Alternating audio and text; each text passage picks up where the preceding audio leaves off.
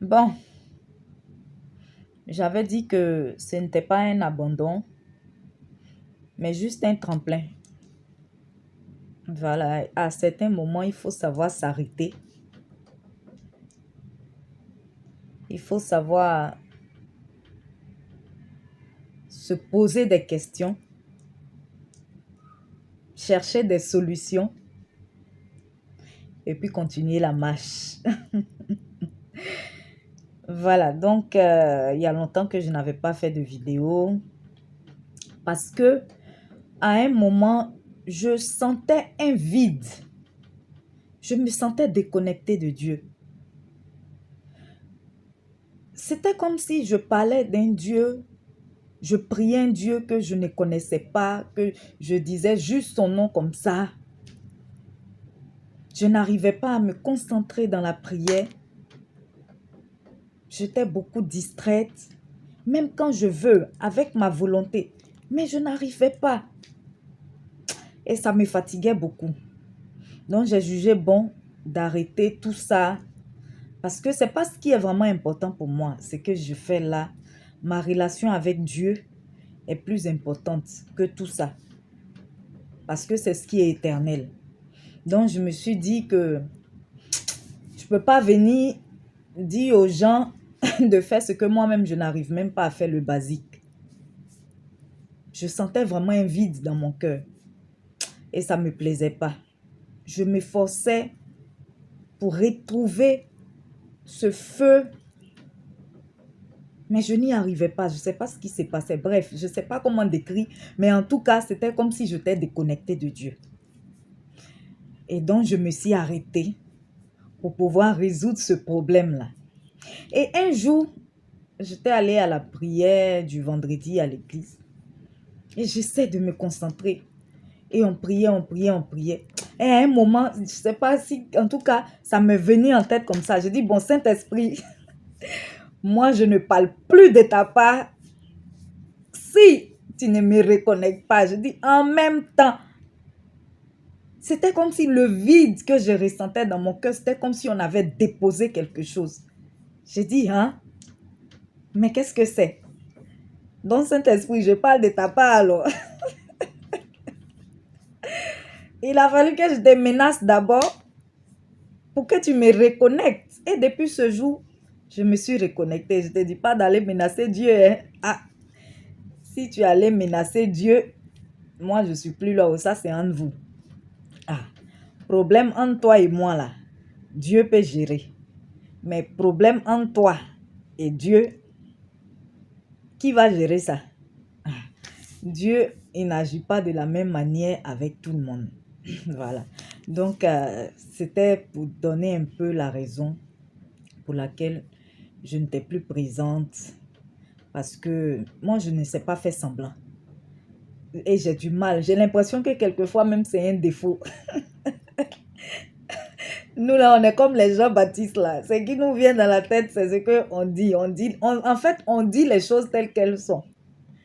Mais on a remarqué que de nos jours, les gens, eux, ils peuvent choquer les gens par leur attitude, par leur comportement. Mais quand on veut leur parler, il faut mettre assez de make-up. Il faut maquiller beaucoup ce qu'on a dit là avant de leur dire ça. Sinon, tu es en train de les juger ou tu es en train de... tu es en train de... je sais pas quoi. Voilà, donc, c'était un peu ça. C'était un peu ça. Je rends grâce à Dieu que vraiment, ce vide-là est parti. Et cet amour que... non, je suis amoureuse du Saint-Esprit. Et il a vu, il sait que je suis amoureuse de lui. Il sait que je suis amoureuse de lui. Donc, il ne pourrait pas me laisser comme ça loin de lui. Ah, on dit mon corps est le temple du Saint-Esprit. Comment je suis déconnectée? Comment je sens un vide? Comment je dois me forcer à prier? Je sens même que je n'arrive pas à me concentrer. Je dis non, ça là, ce n'est pas normal. Ce n'est pas normal. Et Dieu merci, les choses sont rentrées dans l'ordre. Je dis, ah, vous voyez que Dieu,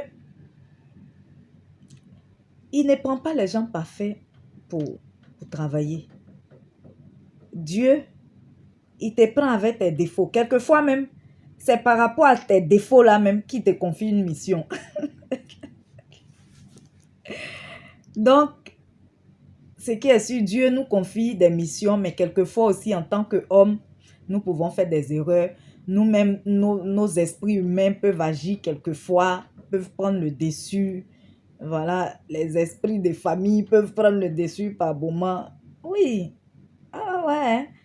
Tu vas me dire, mais comment tu es chrétien, puis esprit des familles peut te contrer. Oui, même Pierre qui marchait avec Jésus. Le même Pierre à qui Jésus a dit, ce n'est ni la chair ni le sang qui te l'ont révélé, mais c'est mon Père qui est dans les cieux qui te l'a révélé. Le même Pierre, même pas 5 minutes après, Jésus a dit à Pierre, arrière de moi Satan, parce que Pierre a dit autre chose, le même Pierre de sa bouche qui a parlé là. Donc c'est ça. C'est ça, quelquefois Dieu peut nous confier une mission, mais il ne contrôle pas tout aussi, il ne gère pas tout. C'est comme ton patron te donne, il t'envoie en mission. C'est que sur lui, il a une mission bien déterminée qu'il t'a donnée. Maintenant, c'est que tu vas aller faire dans les détails individuellement là. Bon, souvent ça peut ne pas rentrer dans le cadre de la mission, ou bien tu peux mal gérer certains points. Pas forcément volontairement, ça peut même être involontaire. Donc voilà. Pour tous ceux, en tout cas, que j'ai pu frustrer personnellement, je vous demande pardon, je m'excuse. Maintenant, pour ceux qui ont été frustrés par rapport à la parole, bon, ça franchement, ça ne me regarde pas parce que ce n'est pas moi qui ai écrit la Bible. Je n'ai fait que transmettre ce qui est écrit dedans. Je n'ai fait que répéter, je n'ai fait que lire. Voilà. Donc, je vais profiter un peu pour dire comment je suis arrivée à faire ces trucs-là. Parce que moi, je suis une personne vraiment, est-ce que je peux dire têtue encore, distraite, voilà. Il peut arriver un moment où je me concentre, je suis concentrée. Je fais les choses, je suis en feu. Et il arrive un moment où c'est la distraction. Distraction, distraction. Et donc, à chaque fois, Dieu me disait de lire sa parole. Comment je peux dire ça? Non, avant ça, avant ça. Un jour, un matin au réveil, j'ai eu 3 versets, mais je vais juste vous dire un seul. Les 2 autres là, je ne dis pas. Ça là, c'est pas, on ne partage pas ça avec tout le monde, mais c'est des bons versets, de vrais versets même. Mais je n'ai pas envie de dire ça ici. Voilà, c'est des versets que Dieu m'a donnés. Et j'ai partagé ça avec des intimes, en fait, avec des personnes avec qui je sens que je peux partager. J'ai partagé ça, mais je ne vais pas dire ça publiquement ici, mais je vais juste dire un.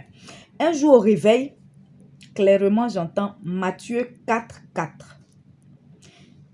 Est-ce que je lisais Bible là même? Donc, je suis allée, ou bien même si je lis quelques fois, bon, je ne retiens pas aussi. Oh. On vieillit aussi. Oh. Le cerveau là, le cerveau là, ce n'est plus comme les jeunes de 20 ans, de 15 ans ou je ne sais pas, de la vingtaine là.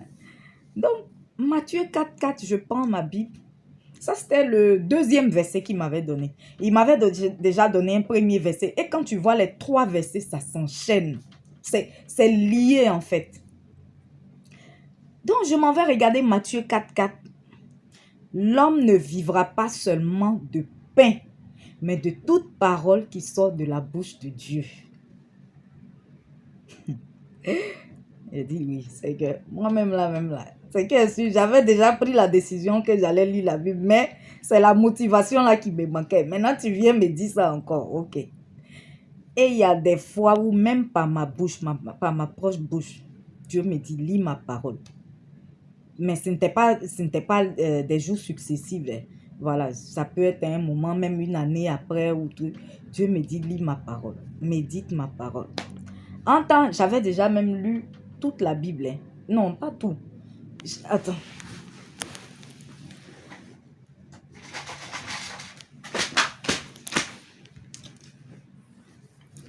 J'ai mon pasteur qui m'avait baptisé, qui nous avait donné ces fichiers-là pour que Genre, du genre, quand tu lis la Bible, il nous a donné, c'est tous les livres de la Bible avec, oui, les différents versets qu'il nous a donnés.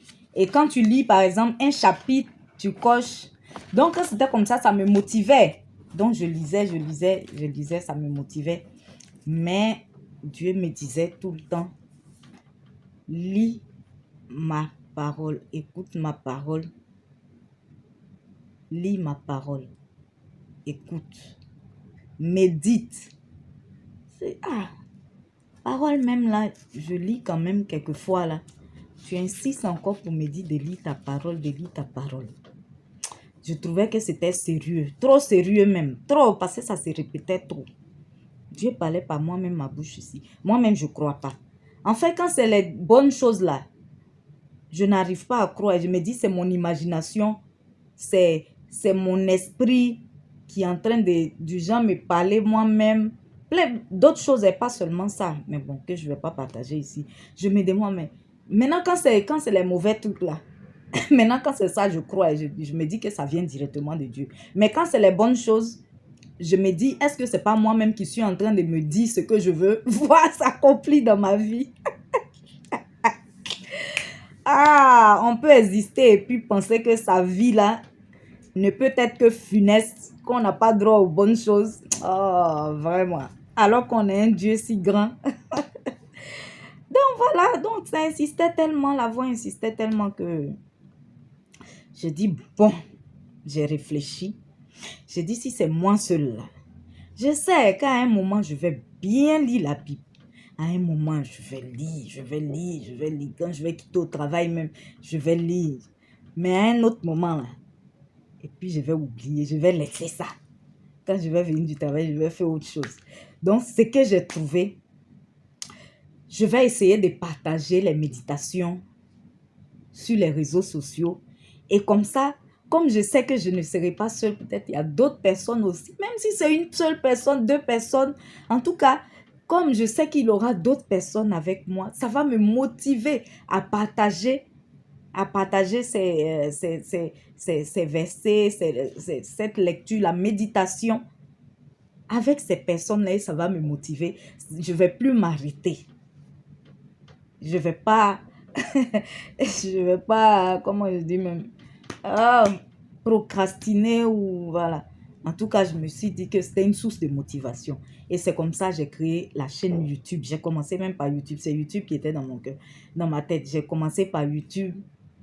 Et après, je ne sais pas combien de temps après, mais en tout cas, j'ai fait la page Facebook. Et en fait, je donnais les noms, mais je ne faisais pas attention au truc. Du genre, si c'est YouTube avait créé, j'ai fait le nom, j'ai réfléchi. Bon, pour moi, j'ai réfléchi parce que moi, je me dis que ça a été inspiré par le Saint-Esprit. Donc, j'ai créé le nom. Après, quand je voulais créer pour Facebook, je n'ai pas pensé à comment YouTube. Je n'ai pas pensé en fait à mettre en relation. Mais après, quand j'ai fini tout ça et le groupe même que j'avais créé depuis, je ne sais pas, 2017 ou 2016, je ne sais plus. Et quand j'ai vu les noms des trois, j'ai vu que c'était en relation. Pourtant, je n'ai pas donné le nom d'une page ou d'une chaîne par rapport à l'autre. Il est vraiment merveilleux, le Saint-Esprit. Oh, je t'aime, Saint-Esprit. Je t'aime, je t'aime, je t'aime, je t'aime. Tu sais que toi et moi, notre amour, là, c'est pas maintenant, quoi. C'est jusqu'au paradis. Je suis amoureuse du Saint-Esprit. Oui. Quand j'entends Saint-Esprit comme ça, là, je sais pas, je me retrouve dans ces états de joie, de gaieté. Bon, on continue. Parce que si on veut parler du Saint-Esprit, c'est pas maintenant, on va finir. Voilà, je sais même plus où j'étais. Donc voilà, c'est comme ça que j'ai créé. Au début, je ne montrais même pas mon visage. Je faisais des méditations. J'ai fait tout le livre de Matthieu. J'ai fait tout le livre de Matthieu. J'ai donné le nom « Lis la Bible à son rythme ». Du genre, j'allais faire chapitre par chapitre de tous les livres de la Bible.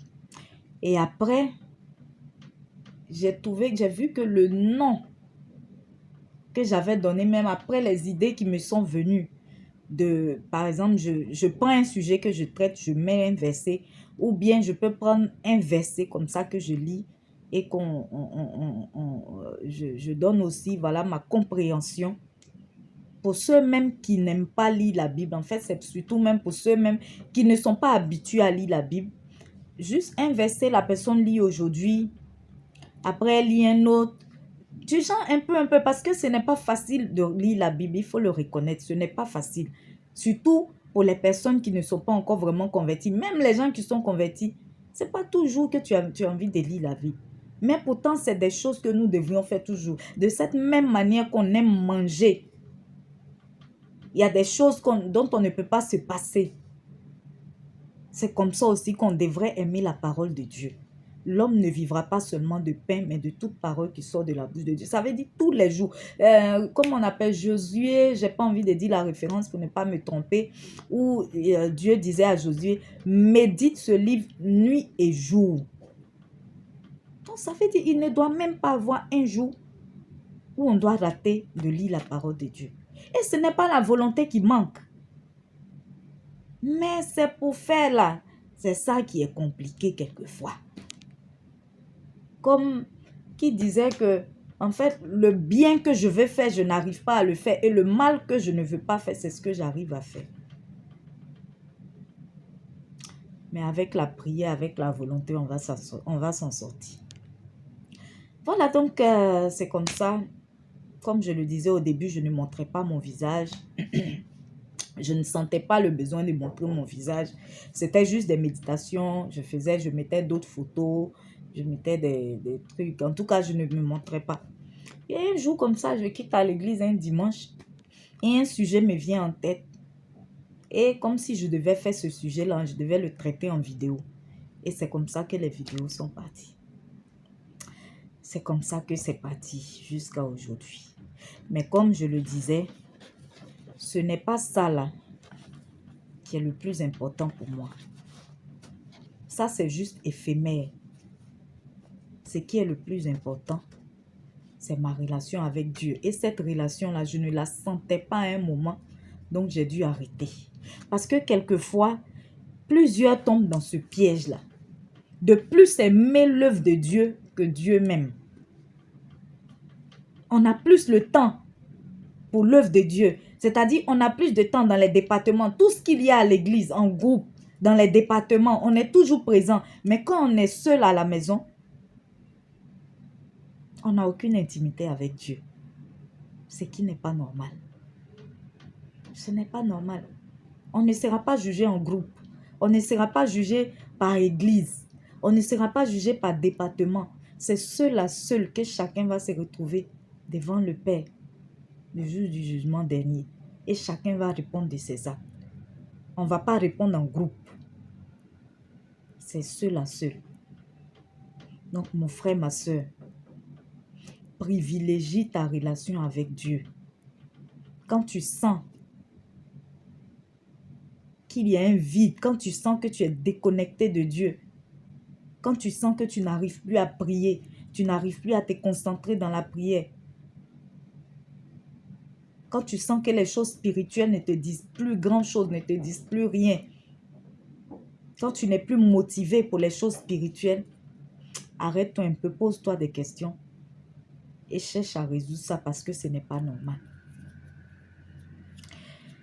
Donc, voici, c'était mon petit partage. Je pense que je suis de retour. Voilà, parce que le Saint-Esprit, dès que je lui ai dit que moi, je ne fais plus ça là, tant que tu ne me reconnais pas à toi là. En même temps, sur le champ, il a agi. Et je suis vraiment contente. Je rends toute la gloire à mon Dieu. Je rends toute la gloire à mon Dieu. Voilà. Pardonnez-moi si je dis des choses crues, de manière crue quelquefois. Moi, je dis, je ne sais pas faire semblant. Et ça me pose des préjudices souvent. Je dis les choses en fait telles qu'elles sont. C'est nous, là, les disciples de Jean-Baptiste. Même Jésus, même la main, il avait fini ça aussi. Mais dans notre monde d'aujourd'hui, là, les gens n'aiment plus qu'on leur dise ce qu'ils sont. Les gens n'aiment plus qu'on leur dise ce qu'ils font. Eux-mêmes, ils font. eux-mêmes, ils disent. Mais ils ne veulent pas que d'autres personnes disent ce qu'ils ont fait, ce qu'ils ont dit. Bon, on fait comment? C'est dans ce monde-là qu'on est. Ce qui est sûr, on prie seulement le Seigneur de changer nos cœurs.